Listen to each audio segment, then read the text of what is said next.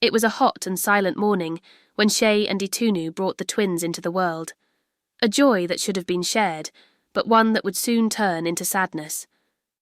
When Okoyemi and Oreolua were born, fate seemed to have chosen a cruel path. Though they were twins, so alike in every way, the destiny of each would be entirely different. Oreolua, with her big eyes and sweet smile, appeared to be the perfect daughter, while Okoyemi, struggling to breathe and with a fragile body, could not live as her sister did. Okoyemi, the twin born with a fragile and disabled body, never had the chance to feel the warmth of her mother's embrace. Her birth was marked by an eerie silence, and instead of being welcomed with love, she was rejected, forgotten as if she were a shadow. Her father, Sheyi, had no mercy. He looked at her with disapproval, and, in a cold gesture, decided she had no place in their home. To him, Okoyemi's life wasn't worth the effort. He left her there, weak and alone, without a chance to fight for herself. It wasn't the warmth of a mother, but the abandonment of a father that received her at birth. The rejection was as cruel as the very silence that filled the room that day. But Okoyemi did not die. Not then. Something inside her refused to succumb. She survived like a lost spirit, invisible to all eyes, yet always present. While her physical body was discarded, her spirit wandered the house, trying to understand why she had not been wanted. She would become a shadow, an intangible presence, the forgotten sister. And so, without ever experiencing her mother's touch or her father's loving gaze, Okoyemi began to exist, but not truly live. Oreolua, on the other hand, grew up unaware of all this. She was the daughter who received all the love and attention that Okoyemi never had. From an early age, Oreolua was treated as special, but despite that, something inside her felt empty. She was loved, yes, but she could never feel completely happy, as if a part of her was always missing. The love of her parents, especially her mother's, wasn't enough to fill that void. As time passed, Oreolua became a teenager. Her life was marked by the love of Itunu, but also by the absence of Sheyi, who was rarely home and, when he was, seemed like a distant figure. He didn't look at her the way he looked at other children, and this absence made Oreolua's heart ache, unaware that a part of her pain came from a place she could not yet understand. Her father's love was never for her, but for the invisible figure she didn't know, the sister who never had the chance to grow by her side. And what Oreolua didn't know was that, while she felt the pain of abandonment and her father's indifference, Okoyemi watched, feeling rage grow within her. The twin who was never allowed to live watched from afar, hidden in the shadows. She felt everything Oreolua felt, the pain of rejection, of being ignored.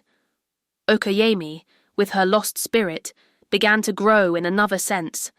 Anger, resentment, and loneliness started to consume her, like a poison spreading. And there, in the shadows, Okoyemi grew stronger, fueled by her sister's pain and her own. She knew something had to change. She knew that the sister who was living her life, unaware of her existence, unaware of what had happened, needed to learn the truth. And vengeance became the only way to break the silence. It was in this moment, somewhere, that the twins would be reunited, not in body, but in their souls, in their spirits intertwined by fate. It wouldn't be peace, but the beginning of something much darker. Okoyemi was not physically present in Oreolua's life, but her absence was felt in a silent way, like a lack of air, something no one could see, but everyone knew was there. With each passing day, Oreolua felt a growing weight on her shoulders, a sense that something was out of place, as if a part of herself was missing. She couldn't explain what it was, but she felt it. She felt a deep sadness, and an emptiness she couldn't fill, no matter how much she tried to distract herself with friends or the small joys of daily life. The pain in her chest didn't come from any tangible cause. She loved her mother, but Itunu's affection always seemed unconditional, yet it never truly healed Oreolua's emptiness. Her father, Sheyi, was even more absent, only coming close to offer criticism and leave behind bitter words that made no sense. Yet there was something more, something that made her heart tighten even further. though she didn't realize the root of it was much deeper. Okoyemi, her sister's spirit, was watching everything, feeling Oreoluwa's suffering in a way no one else could understand. She was there but invisible, like a shadowy presence, an energy that slithered through the corners of the house. There was no turning back. She was no longer the helpless baby, but a force fueled by rage, pain, and loneliness. She watched Oreoluwa, never seen, and her anger grew with each passing day. She wondered, with increasing bitterness, why does my sister, who never had a chance to be truly loved, get to live a life full of comfort and love while I am forgotten? It was in this state of torment that something began to change. The rage and desperation started to manifest in inexplicable ways, like a whisper on the breeze or a strange feeling in the air. Okoyemi drew closer to Oreoluwa, not in a physical way, but through something deeper, more mysterious. It was in the bathroom mirror, the most isolated place where everything seemed still and reflective, that Okoyemi's first manifestation occurred. It was an ordinary night, or so it seemed. Oreoluwa stood in front of the mirror, getting ready for the next day. But something was off. At first, she noticed a movement that seemed to have a life of its own in the reflection. It was a reflection that didn't match her own movements, something out of place. She blinked, trying to understand what she was seeing, but the reflection stayed, making its own movements as though it were trying to get her attention. Oreoluwa felt an odd sense of discomfort. Her eyes narrowed, and for a moment she swore. She saw a familiar figure. It was her, Okoyemi. The face of her twin sister, whom she had never known, appeared in the mirror. It wasn't clear, not sharp, but the presence of Okoyemi was unmistakable. Oreoluwa felt a shiver run down her spine. What is this? Who are you? She thought, but the words wouldn't come out. In the mirror, Okoyemi's image began to materialize. The sister, invisible to the world, was there, with a deep, almost desperate look in her eyes. The pain and anger were visible in Okoyemi's gaze, and Oreoluwa felt an uncanny connection to that figure. It was as if something inside her recognized that presence as though it were a lost part of herself. Okoyemi spoke, but her words weren't immediately audible. They came as a whisper, soft but full of emotion. "You don't understand," Okoyemi said, her voice distorted by the glass. "You don't know what it's like to live in the dark, unseen, unloved." The voice grew clearer, and Oreoluwa felt a pain she had never known.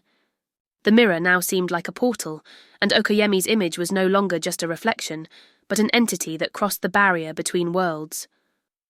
Oreoluwa, terrified, took a step back. Her mind tried to process what was happening, but she couldn't. It was like a dream, but at the same time, she couldn't deny the palpable sensation that something was happening. She felt the weight of Okoyemi's presence, the sister she never knew, but somehow always seemed to be with her. And it was at this moment that Okoyemi fully revealed herself, her form becoming more visible in the mirror. "I am your sister," she said, and her voice seemed to blend with the wind, as if each word carried an infinite sorrow. "I was rejected, left to die, but I survived. I felt your pain, my sister. Every tear of yours, every moment of suffering, I was with you. I am your shadow." Oreoluwa, stunned, didn't know what to do. She looked at the mirror, trying to understand, trying to process the truth being revealed before her. But instead of feeling fear, she felt something else, a strange connection to that voice, to that pain. It was as if, in some way, she was finally beginning to understand what had been missing. The night was cold and silent, but inside Oreoluwa, a whirlwind of emotions churned, confused and intense. What had happened in front of the mirror the night before seemed more like a nightmare than reality. She was back in the same house, but the atmosphere now carried a different sensation, as if the walls knew more than she could ever imagine. The reflection she had seen in the mirror, her sister Okoyemi's presence, still lingered in her mind. Every time she closed her eyes, she felt the weight of that unknown pain and those deep words that echoed inside her. That day, Oreolua tried to follow her routine. But something was out of place, something she couldn't explain.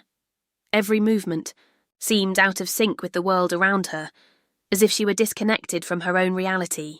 She saw herself in the mirror, but for a moment, she had the strange feeling that her reflection was no longer moving at the same pace as she was. The reflection seemed distorted, as if it were alive, as if it had a will of its own. She stopped, midway up the stairs, staring at herself, her heart racing. The reflection in the living room mirror seemed to hesitate before moving, as if waiting for something. Then, in a terrifying instant, the image in the mirror pulled back slightly, as though it wanted to step forward but couldn't. And that's when the words came, no longer a distant whisper, but with an unsettling clarity. "You feel this, don't you? You're seeing me now, truly." Okoyemi's voice, which echoed in Oreolua's mind, sounded different this time, like a presence that could no longer be ignored. Oreolua took a step back, her heart pounding. She blinked several times, trying to shake off the feeling that something was breaking, that the world around her was not what she had imagined. But Okoyemi was there, no longer hidden, no longer a shadow in the mirror. She was right in front of her, or rather, her image was there, as a visible presence sharing the same space. Okoyemi's reflection, pale and ethereal, stared directly at Oreolua with a look that mixed anger and sorrow. "You don't understand, Oreolua. I am a part of you. I am your twin sister, the sister you never knew, the one who was left behind. What you feel, I felt too. The pain of abandonment, of contempt. I lived in silence, watching you grow while I became a shadow." Those words pierced Oreolua's heart like sharp blades. She felt a mixture of fear and empathy. How was this possible? How had she never known about Okoyemi's existence until now? And why, of all places, was the mirror the channel for this revelation? Something inside her wanted to scream, to run, but the curiosity and the pain for her unknown sister kept her there, frozen, listening, feeling. Okoyemi continued, her presence growing stronger with each word. "I saw you all these years. You thought you were alone, but I've always been here. I've always known about you more than anyone else. And now I want you to understand. I want you to know what happened, what our father did to me, what he did to me." The name Shei. The father Oreolua still tried to understand, echoed in Okoyemi's words like a condemnation. The pain of her sister wasn't just the pain of an abandoned child, but that of a spirit rejected by the one who should have protected her. Okoyemi explained, each word filled with rage and sorrow, the cruel way in which Shei had left her to die, as if her life had no value. Oreolua listened in silence, each word hurting more than the last. She didn't know what to do with that information, with the bitter truth that was being thrown at her. She looked at the mirror, now more confused than ever, trying to understand how this sister, whom she had never known, knew so much about her, as if they shared an invisible bond. "I didn't ask to be born this way," Okoyemi continued. "But I deserved to live. I deserved to be loved. And now, I'll make you feel everything I felt. I can't stay here in silence anymore. I am your sister, Oreolua, and you will help me bring justice." Okoyemi's words fell on Oreolua like a storm. She was scared, but at the same time, she felt a strange sense of understanding. It was as if this pain wasn't just Okoyemi's pain, but both of their pains connected by something she still didn't understand. The image of Okoyemi in the mirror briefly distorted, as though she were struggling to control herself. But before disappearing, she said, "From now on, everything will change. I am you, and you are me." The mirror returned to being just a mirror, reflecting an Oreolua still trembling, but with an inexplicable sense that what had just happened wasn't a simple dream or hallucination. Something had changed, something inside her. She didn't know exactly what it was, but she felt she could no longer ignore the truth Okoyemi had revealed. Their story was intertwined in a way she had never imagined, and now she would have to face it. The first time the transformation truly happened, Oreolua didn't understand what was going on. She was in front of the mirror, watching her own image distort, when suddenly everything began to spin. It was as if the space between her and the mirror narrowed, and she was being pulled into it, in a vertiginous motion, as though her very soul was being drawn to another place. The mirror was no longer just a reflection. It was now a door, a portal between two worlds. Oriolua felt her presence being torn from her body, as if an invisible force was carrying her to an unknown place, to an endless void. She tried to scream, but no sound came out. Her throat was dry and tight. When she finally managed to open her eyes, she realized she was no longer in her body, she was inside the mirror. She didn't know how to describe what was happening, but something inside her knew. Okoyemi, the sister she had never known, had taken her place in the real world. In the real world, Okoyemi was no longer just a spirit. She materialized visibly as an unyielding presence full of rage, ready to finally do what she had always dreamed, take her revenge. Now, with Oriolua's body, she walked through the house, with newfound confidence, certain that nothing could stop. Her Okoyemi looked at her hands touching her face. It was the first time she felt the texture of the skin, the weight of the body, the freedom of movement. It was a new sensation, yet familiar. It was as if she had been stolen from her own body, and now, finally, reclaimed what was rightfully hers. The mirror had given her something she never imagined: control. She gave a crooked smile, a smile of someone who knew what was coming. Deep down, she knew this wouldn't just be revenge. It would be a way to make others feel the pain she had carried for so many years. Okoyemi moved toward the mirror, where Oriolua's image was still visible, watching everything with an expression of discomfort and fear. But Okoyemi no longer cared. She knew that now the control was in her hands. "I am you and you are me," Okoyemi murmured to herself, the bitter irony in her words. She touched the mirror glass with her fingertips, as if she could feel Oriolua's energy still trapped. There, but unable to do anything. She had given Oriolua control over the pain, but now the pain would be her own strength. Meanwhile, inside the mirror, Oriolua felt her soul trapped, like a prisoner with no ground to stand on. She could see what Okoyemi was doing, but she couldn't interact, couldn't interfere.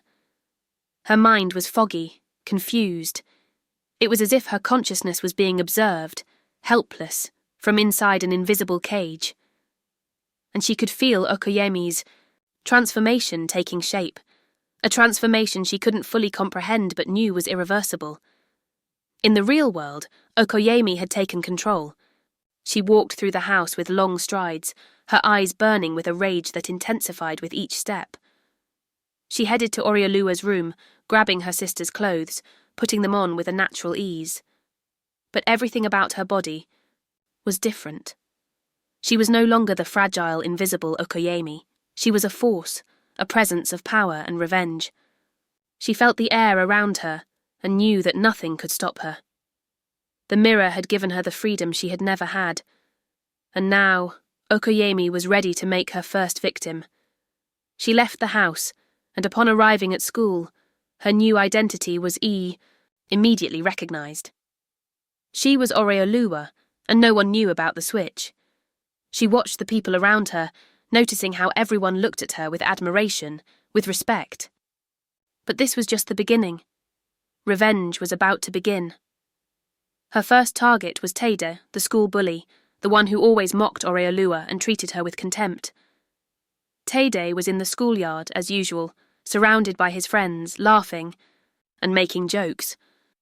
When he saw her approaching, he made a mocking comment, as was his habit. But as he looked at her, he noticed something different in Okoyemi's gaze. Something he couldn't understand, but which made a shiver run down his spine. "Are you scared, Tade?" Okoyemi asked, her voice calmly controlled but full of an authority he had never seen in Oriolua. Tade laughed, thinking it was just another joke, but then, without warning, Okoyemi grabbed the collar of his shirt and yanked him close. Okoyemi's strength was unexpected. She had never had this confidence, this power. She felt total control over the situation. "Now you're going to pay for everything you did," she whispered, her face inches from his. She threw Tade to the eye. ground, making him fall awkwardly, while the other students watched, stunned.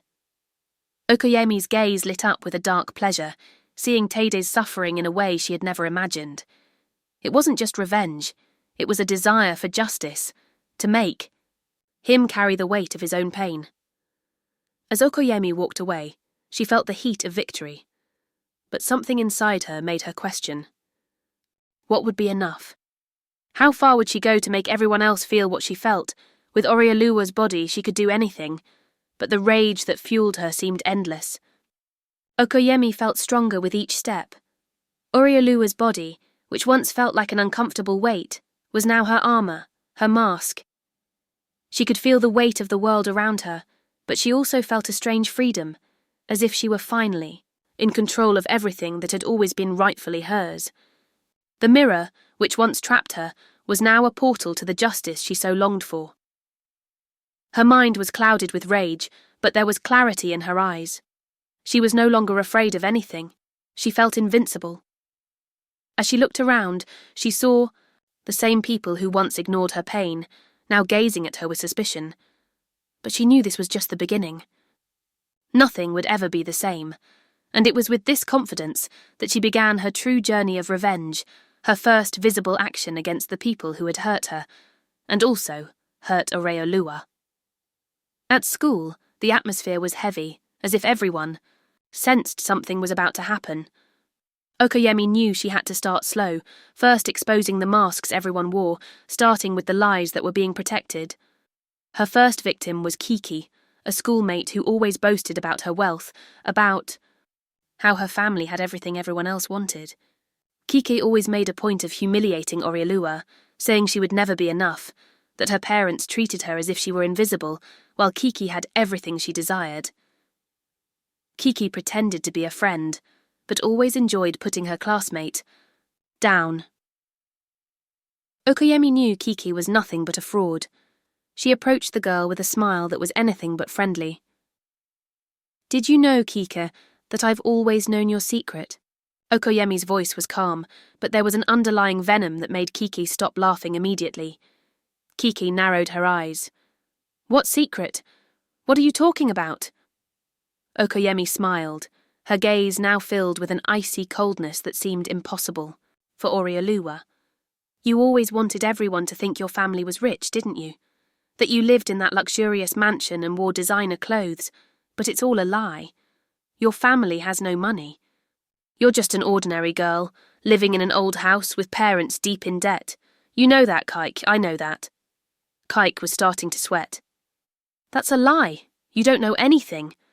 But Okoyemi knew the truth was far more painful than any lie. She knew about the secret conversations Kike tried to hide, about her parents arguing over debts, about the crumbling facade of wealth. "I can prove it," Okoyemi said with a smile that made Kiki's blood run cold. She took out her phone and, with unsettling precision, showed the other students the messages Kiki had exchanged with close friends, revealing the lies about her life and false appearances. The students began to laugh, mocking her. Kiki tried to defend herself, but her words faltered, and she couldn't hide the shame that consumed her. The facade was exposed. Kiki ran, fleeing to the back of the school, red with embarrassment. Okoyemi watched the scene with a cold satisfaction. It was as though every piece of her pain was being rewarded. She felt the bitter taste of victory, but it was an incomplete victory. It was only the beginning. At home, Okoyemi already knew what to do next. She approached Oriolua's father, Shei, with a plan in mind. She knew he had been the one most responsible for her pain. He hadn't just rejected her, but had also lied. About everything, pretending to be the perfect father to Oriolua while discarding his own daughter. Shei was in his office, busy with papers, when Okoyemi entered. He looked at her, sensing something was off, for there was something in her posture that was different. There was something in her eyes that he couldn't immediately identify. "Oriolua, what are you doing here? Shouldn't you be studying?" Okoyemi approached him with a cold smile. "I'm not Oriolua, father. I'm Okoyemi." Her voice was full of a venom Shei hadn't known existed. He stood up abruptly, his eyes widening. "What? What's going on with you, girl? Where is my daughter?" "You don't deserve to be called a father anymore," Okoyemi said, her tone low and firm. "You left me to die. You threw me away like I was nothing. And now, I'm going to make you pay." She had prepared everything. She knew about Shay's shady dealings, the times he exchanged medical favours for something more. She had already recorded several compromising conversations, enough evidence to destroy his career. Okoyemi placed her phone on the table and pressed play. The recording sounded clear and unrelenting. Shay tried to defend himself, but the evidence was irrefutable. "You're going to pay for everything, father," Okoyemi whispered, her voice cold and calm. She turned and left, leaving the man speechless. She didn't feel joy as she watched his fall. It wasn't satisfaction. It was just justice. She knew the revenge wasn't complete yet, but a part of her, the part that felt a fierce rage for everything that had happened, was now sated. Okoyemi observed everything around her, the familiar environment she knew, but now distant and unrecognizable. Everything seemed empty, meaningless. The revenge left her unsatisfied. What once seemed like a cure for her pain now made her feel strange, lost. What was happening to her? The rage that had fueled her, which once seemed like a powerful fuel, now seemed to leave her emptier with every action. She went to the mirror, where Oreoluwa's image still watched her silently. The mirror seemed to be the only place where she still felt connected, but now it offered no answers. "Why don't I feel peace yet?" she murmured, sitting before the mirror. Oreoluwa, who now felt every action of her sister, but could not interact, could sense Okoyemi's transformation. The revenge was not filling her as she had imagined. On the contrary, it was creating a void that seemed to expand, consuming her completely. The school had never felt so full of tension. The walls of the building seemed to breathe alongside Okoyemi. She walked through the hallways with a confidence she never would have imagined before. It was as if people saw her with new eyes, with respect and a little bit of fear. She could feel it. The old Oreoluwa, with her insecurities and fears, was no longer there. In her place stood Okoyemi, relentless, strong, determined to see her revenge through to the end. But the further she advanced, the more she felt a strange pressure building inside of her. It wasn't just anger anymore. It was something denser, a weight in her chest that made her question what she was really doing. When she saw Tade, for example, her hands no longer shook with nervousness. On the contrary, they clenched with rage. He, the school bully who had always mocked her and Oreoluwa, was now about to pay for it all. She approached him in the courtyard, watching how he still flaunted himself in front of others, carrying that air of superiority, that arrogance that had always made her feel inferior. When he saw Okoyemi approaching, he laughed. "Ah, the girl with problems, huh? Are you going to give me a sermon now, Oreoluwa?" But Okoyemi wasn't interested in sermons. She had already planned her revenge with surgical precision. She watched how Tade still behaved, as if he were invincible, as if nothing could ever touch his confidence. "Let's see if you still feel that way after this," Okoyemi muttered to herself. She approached him without hesitation, and in a quick motion slipped a paper with answers to the test into his pocket. Tade, oblivious, continued with his arrogance, completely ignoring her. Okoyemi knew that at this school, any sign of cheating was severely punished. So when the teacher arrived and saw Tade, she didn't hesitate to accuse him. The teacher called Tade to the front and, with an authoritative voice, announced that he was being accused of cheating. Tade's eyes widened, his expression shifting, from confidence to panic in a matter of seconds. I didn't do it," he shouted, trying to justify himself, but it was already too late. Okoyemi watched as he sank deeper and deeper, not knowing how to react, unable to escape the situation she had created. The students around them laughed, and Tade's humiliation was complete.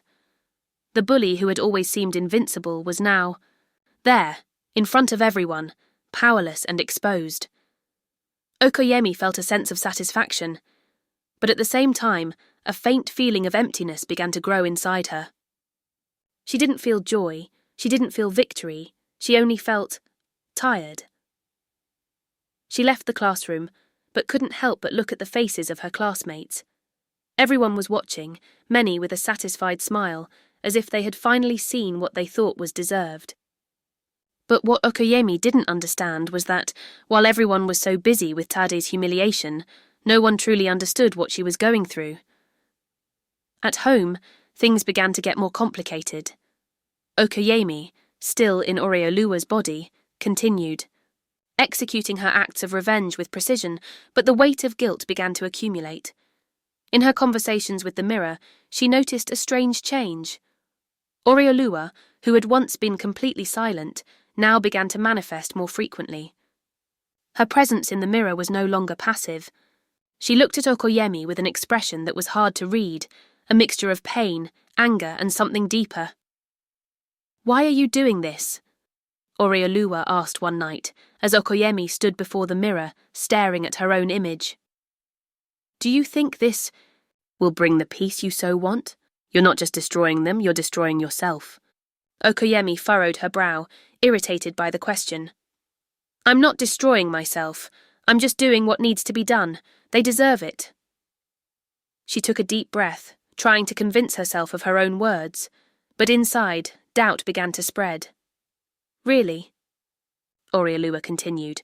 "Will this end the pain, or will it just make you lose even more of yourself?"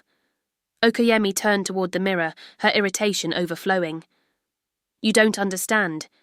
You don't know what it's like to be forgotten, rejected, abandoned." Her voice grew quieter, filled with anguish, but she didn't want to hear any more. "I'm not going to be invisible anymore. I won't be weak anymore." But Oreoluwa's words began to echo in her mind. She looked at the reflection in the mirror, and for a brief moment saw herself not as a vengeful person, but as someone who was lost, not really knowing what to do anymore. What was happening to her? The anger that had always fueled her now seemed insufficient. It wasn't filling her the way she had imagined. What was this growing emptiness she was feeling? She had control. She was destroying everything in her path. But why didn't it feel like she was winning? Why did all of this seem so meaningless? As she reflected on these questions, the sound of someone knocking at the door brought her back to reality. It was Kike, who, after her public humiliation, was now trying to approach Oreoluwa, thinking Okoyemi still didn't know what had happened. Okoyemi knew what she would do with her, but for a moment she hesitated. The emptiness in her chest made her question whether, in the end, she still knew who she really was. Okoyemi felt the weight of the night. The wind beating against the window seemed to echo in her mind, bringing with it a whirlwind of thoughts she couldn't control. She had done what she thought was necessary, what she felt was just. But now, in the silence of her mind, something began to scratch at her, to disturb her. The anger, which had once seemed so powerful, was now turning into a weight, a burden she no longer knew how to carry. She was sitting in her room, the soft light from the bedside lamp illuminating her face, and she couldn't deceive herself anymore. The feeling of victory, of justice, no longer existed. In its place was a deep emptiness, an echo of something lost that she didn't know how to recover. Anger was no longer enough to fill the hole in her chest. What did she really expect from all of this? When the revenge started, it seemed like everything would fall into place, that the pain of a lifetime of rejection and suffering would be erased with each blow she struck against the people who caused her pain. But that was not how it happened. On the contrary, she felt immense exhaustion, as if she were sinking into a bottomless pit. It was in this moment of reflection that she heard the sound of footsteps outside. She stood up abruptly, her heart racing. The door opened slowly and Tade appeared. He was alone, his expression tense, almost defenseless. "Are you looking for me?" Okoyemi asked, her voice low, almost suspicious. Tade hesitated for a moment but soon spoke, his voice broken. "I can't stay quiet anymore. I need to talk to you." She watched him, arms crossed. It was hard to see him as the person he had always been.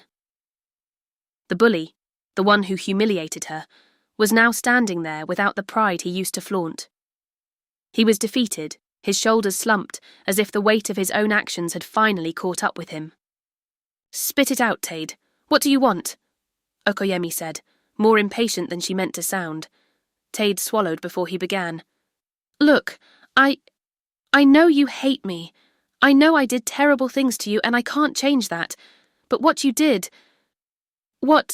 You made me feel it wasn't what I expected. I'm an idiot, but... The way you humiliated me... I didn't feel like a man. I know I'm weak, but... That was too much. I never imagined you'd be capable of doing what you did." Okoyemi felt the heat of anger rising again. It was almost automatic. She wanted to yell him away, make him pay for what he said, for the way he had always treated her and everyone else. But something inside her made her stop. Something in Tade's eyes made her hesitate. He was no longer there. The bully, the guy who always mocked. He was standing there, vulnerable, with eyes full of regret. "You can't regret it now, Tade," she said firmly, but her voice was calmer, as if the strength that once drove her was gone. "I know I can't," he said. "But I was trying to understand what you were doing. I saw what happened to you. I saw how you were treated. And I just wanted to be strong too. I didn't know what else to do." Tade looked at her as if waiting for her to understand his pain as well. Okoyemi fell silent, her gaze fixed on Tade. His words hit her in a way she hadn't expected. The anger that consumed her began to slowly dissipate, as if something was being taken from her, little by little. What was she doing? The revenge, the anger, they weren't healing her. On the contrary, they were deepening the pain she carried. "You don't understand, Tade," Okoyemi whispered, looking down at the floor. "I just wanted everything to be different. I wanted you all to feel the pain I felt, for the pain of rejection to be real for everyone." She took a deep breath, trying to hold back the tears that threatened to fall. "But now, I don't know anymore. I don't know what to do with all of this." Tade stepped closer, hesitant, as if he wanted to touch her, but stopped halfway. "I can't give you what you want. I can't give you peace, but I can try to be better if you'll let me." Okoyemi looked at him, the battle inside her growing. She felt a deep pain, something she didn't want to admit, but that was there deep down. Anger had been her companion for so long that she didn't know how to live without it. But there, in that moment, in front of Tade, she began to understand that her revenge wasn't the answer, not for her, not anymore. "I don't know if I can forgive you," she said, more to herself than to him. "But I think I don't need to live with this anger anymore. I won't let it consume me. I don't want to be that person." Tade looked at her, surprised. You forgive me?" Okoyemi closed her eyes for a moment. She felt a great exhaustion take over her, as if the weight of the past few weeks had finally fallen on her shoulders. "I don't know. I don't know what to do with all of this. I just know I can't keep going like this. I can't keep getting revenge on everyone. And I can't keep hating myself." She felt a lightness, but also a deep fear. Because what would come next? How could she live without the anger that had always been her companion? "I just need time," she said, her voice soft. "I just need time." Tade looked at her for one more moment, and then, with a sigh, turned and left. Okoyemi stood there, alone with her thoughts. She didn't know what was coming next, but for the first time in a long time, she felt a small spark of hope kindling inside her. Revenge, after all, hadn't set her free. But maybe, just maybe, forgiveness was the first step toward finally finding the peace she had longed for. The decision was bubbling inside Okoyemi like a storm about to burst. Every moment in the past few days, since her encounter with Tade, seemed like a test. She had faced the harshness of her anger, the exhaustion of her own choices, and now, looking at the truth of what she was doing, she knew she needed to change. But true change meant something deeper, something more painful than any revenge she had carried out until now. She sat at the edge of the bed, staring at the mirror, The reflection before her was no longer just Oreolua's face. It was her own face, now full of unanswered questions, unresolved pains. What did she want now? What was left for her after everything she had done? Revenge, like a drug that had sustained her, no longer gave her the satisfaction she sought. It was as though she had been filling a void with something that, in the end, had no value at all. The words of Oreolua still echoed in her mind, growing clearer with each passing moment, like an echo that wouldn't dissipate. True strength comes from love. But how could she find love in a heart that fed on the pain of others?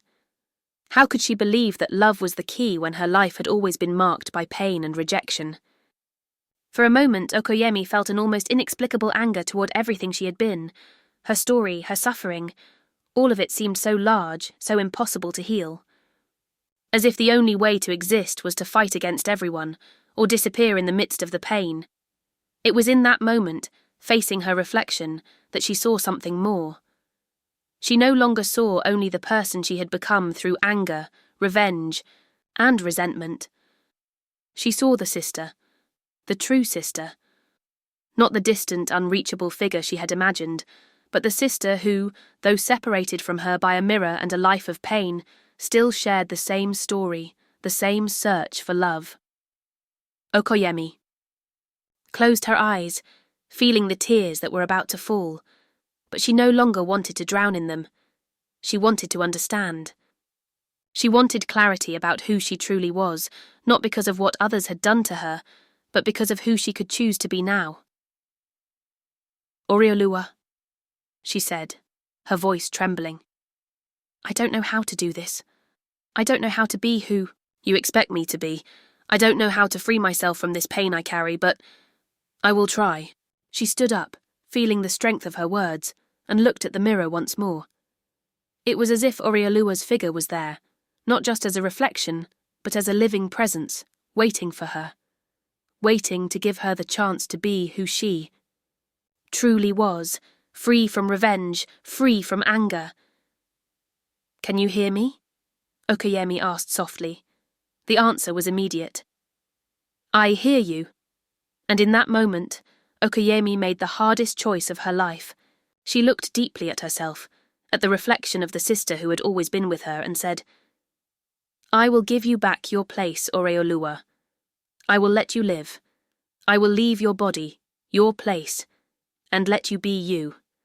No longer as a vengeful spirit, but as someone who has learned to see pain in a different way. The mirror, which once seemed a barrier between them, now became a portal to healing. It was a goodbye, but also a rebirth. Okoyemi felt her sister's spirit drawing closer, felt her presence more strongly than ever. It was as though all the pieces of her life were finally falling into place, as if she had understood that, although pain had been a part of her story, it didn't need to be the only chapter. With one last sigh, Okoyemi turned away from the mirror. She looked one final time at Oreolua's reflection, and before it disappeared, spoke her last words. Live your life. Don't let the pain of others dictate your journey. And with that, she left.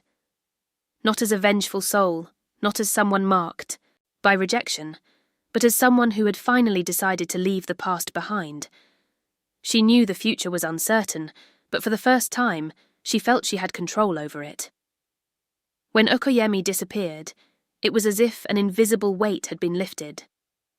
It was the end of a journey of anger, but also the beginning of something new. Something she couldn't name yet, but that made her feel a lightness, a sense of relief that, though distant, was within reach. Upon returning to Oreolua's body, she knew she would face her own challenges. But now, she was ready to live her life in a way she never imagined was possible. No longer as a shadow, but as someone who had rediscovered her true self. The first thing Oreolua felt when she opened her eyes was relief. It was as though a great cloud had dissipated, leaving the sky clear and open before her. She was back in her body, but something inside her had changed. The pain that had accompanied her for so long, the feeling of being a stranger in her own world, now seemed distant, a memory that no longer consumed her in the same way. She sat up slowly, her body still weak, as if she had been carried by a strong current and was now returning to the surface. She looked around. Everything seemed the same, but it was no longer the same. She no longer felt like the lost girl she once was. Something inside her had transformed, but what was it? The answer was closer than she imagined. Rising to her feet, she walked to the mirror. The reflection staring back at her was not just that of a girl who had suffered, but that of someone who had grown, someone who now understood the power she had over her own life. She knew there was still much to face, but she also knew that she would never be the same again. "What do I do now?" she asked aloud, more to herself than anyone else. The answer seemed to come from within, like a soft whisper, a silent truth. You live. It was simple, yet so profound. The truth she had always sought was not in the answers of others, nor in the choices of others. True strength came from within, from the ability to move forward, to learn to transform pain into something new, something positive. As she descended to the living room, her parents' eyes met hers. Shei, her father, looked like a man aged by the guilt that was finally beginning to materialize. Itunu, her mother, watched her with a mixture of surprise and relief, as if seeing her daughter for the first time. "Orioluwa," Itunu murmured. Her voice filled with silent concern.